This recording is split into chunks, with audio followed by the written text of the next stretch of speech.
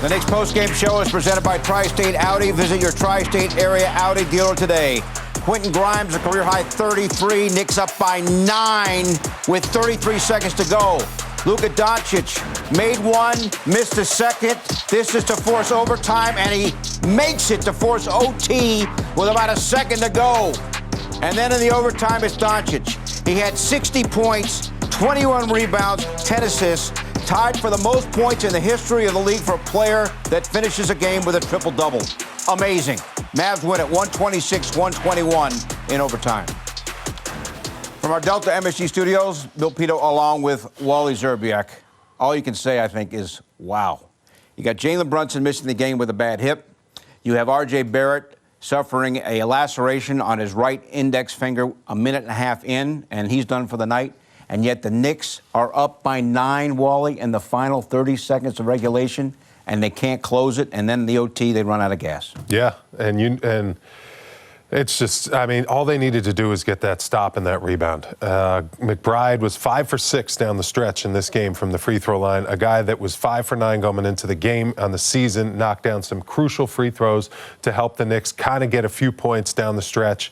It was tough for them to get good possessions. They did have a couple turnovers down the stretch of the game, but you have to be locked in on the defensive end of the floor. When you're up 9 points with 33 seconds, all you got to do is one thing right. Get one stop, actually 2 things right. One stop and 1 rebound, and you're going to be able to ice that game away. And the Knicks constantly gave up threes. They gave up and ones and threes, and that's the one thing at that point in the game that they could not do. And the Dallas Mavericks, Luka Doncic, little Luka magic right there.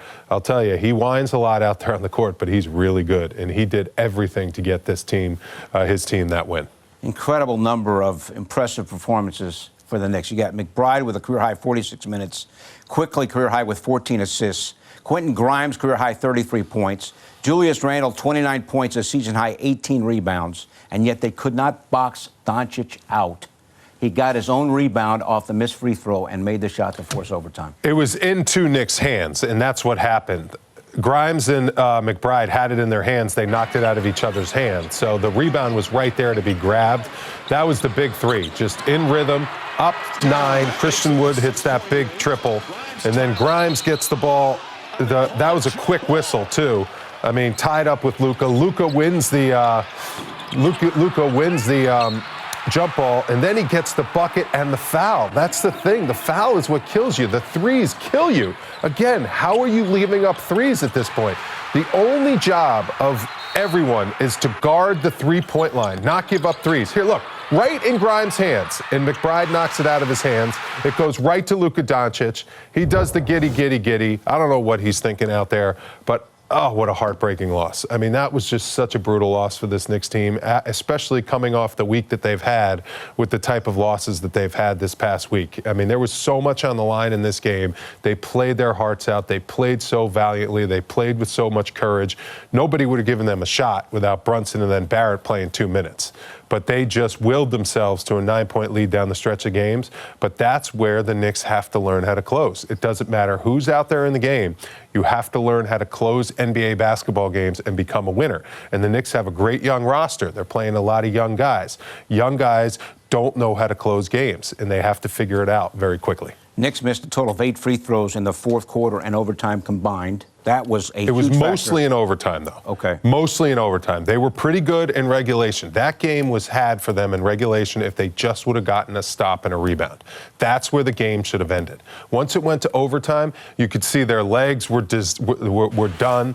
You could see their energy was done. They didn't have any real plan without, like, Brunson out there to get good looks at the basket and good shots at the basket.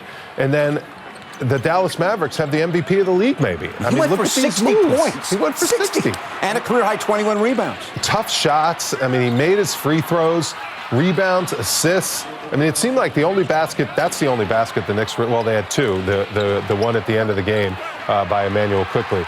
But, I mean, this is where they just don't foul. I mean, they let time go off the clock. They're down 5 at this point. No, they're down 4 at this point. If you foul and get 1 miss, there's still a lot of time left. I mean, we saw the Dallas Mavericks come back in 30 seconds down 9, and the Knicks were only down 4 at that point. So I just think the Knicks, awesome effort, incredible effort. It's just really tough to swallow. I mean, this is a big boy league. It really is. And, you know, if you don't take the win and just ice it away and seal it away, other teams will smell the opportunity to steal it from you, especially on their home floor. And that's exactly what the Knicks let the Dallas Mavericks do. So the Knicks had won 8 in a row. They've now lost 4 in a row. Their road winning streak is over at 6 wins in a row. And we saw a masterpiece. I mean, Luka Doncic, career-high 60 points, career-high 21 rebounds, 10 assists. And the thing about him is he's not that quick, right, Wally? But he is so amazingly skilled at getting his shot off. He always gets his shot off. First 60, 20, 10 triple-double in NBA history, Bill. So we just witnessed history, and that's useful stats right there. But it's because of his handle, Bill. That's the reason. What about his height, his size? Height makes a difference. His handle is what allows him to just keep defenders off balance and just juke them right and left and get wherever he wants on the court. I mean, he has that ball on an absolute string. They play small, so he's playing the 4 at times, and he has to help out on the boards. That's how he gets all those rebounds. That ball was in Grimes' hand. Game over. In his hand. Just squeeze the ball, and it's over.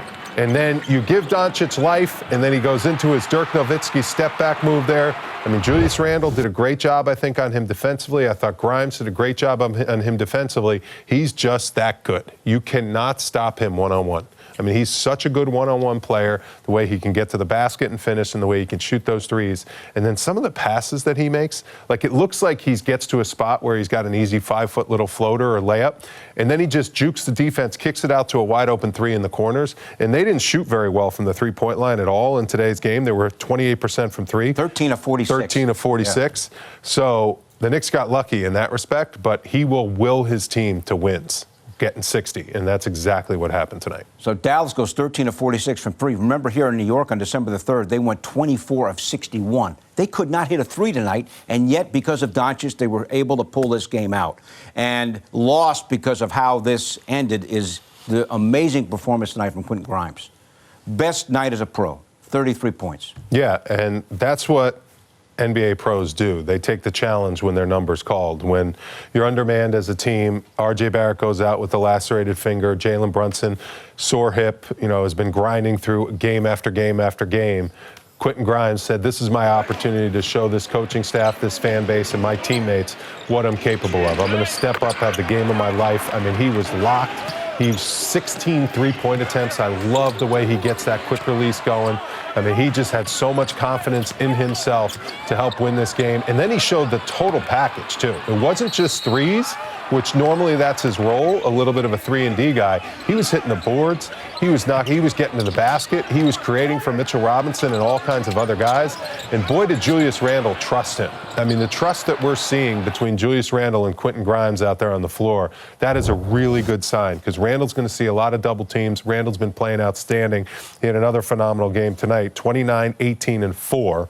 He needs other guys to open up the floor for him, knock down some shots, and he sees Grimes going. He's going to get him the ball, keep him hot, get him hot, and Grimes delivered with an unbelievable effort. It's just such a shame that it didn't end in a W.